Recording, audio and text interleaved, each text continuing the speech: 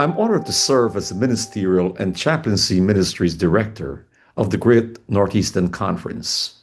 I have been assigned Psalm 46, a psalm many Seventh-day Adventists have memorized through the years, and I'm sure many of you can still recite it today.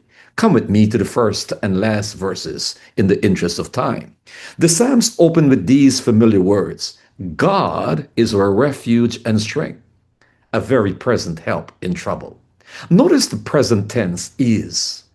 Not was when we were young, not was when we were preaching every Sabbath, but is, even now, in retirement, in reflection, in this quieter season of life.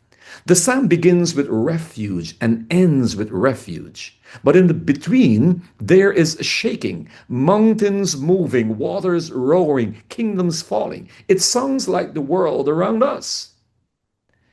Erik Erikson, the German psychoanalyst, describes what many of you are experiencing as the final season of life. The stage from about 55 to 65 to the end, generativity versus stagnation. When we naturally look back and review our story, some look back with integrity and joy, saying, "My life mattered. I made a difference." But others wrestle with quieter questions. Did I do enough? Did I give too much to the church and not enough to my family? Could I have done better? Sometimes these regrets, such as disappointments and sometimes even fear about the nearness of death. In chaplaincy, we call this life review. And I have learned that even the strongest pastors can feel these waves. These memories can roar like Psalm 46c. And right there in the middle of the inner storm, God speaks gently, "Be still and know that I am God." To be still means to release your grip, to stop striving, to let God hold what you have been carrying for so long. My brothers and sisters, you don't have to hold the church together anymore. God has always been the refuge. You don't have to prove your value. Heaven has always recorded every sermon, every prayer, every unseen sacrifice. Your life was not wasted. Your labor was not in vain. Retirement is not irrelevant. It is refinement, actually. Your ministry may be quieter now, but it is deeper.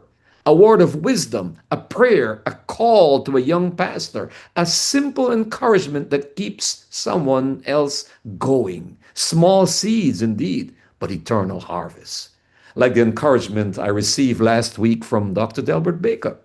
He wrote to me, quote, "I don't know you personally, but as Diedrich shared with me, I perceive you to be a quality person," unquote.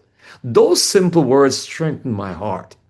Coming from a seasoned stalwart of our church, they reminded me that sometimes the smallest thing, the smallest affirmation carries the greatest weight.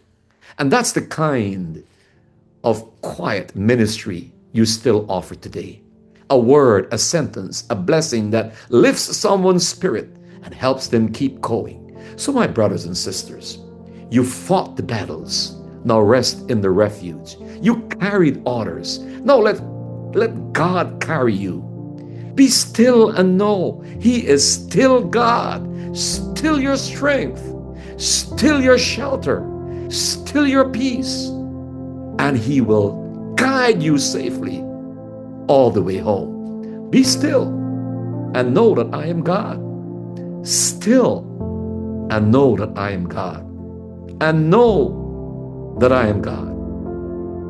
Know that I am God. I am God. I'm God.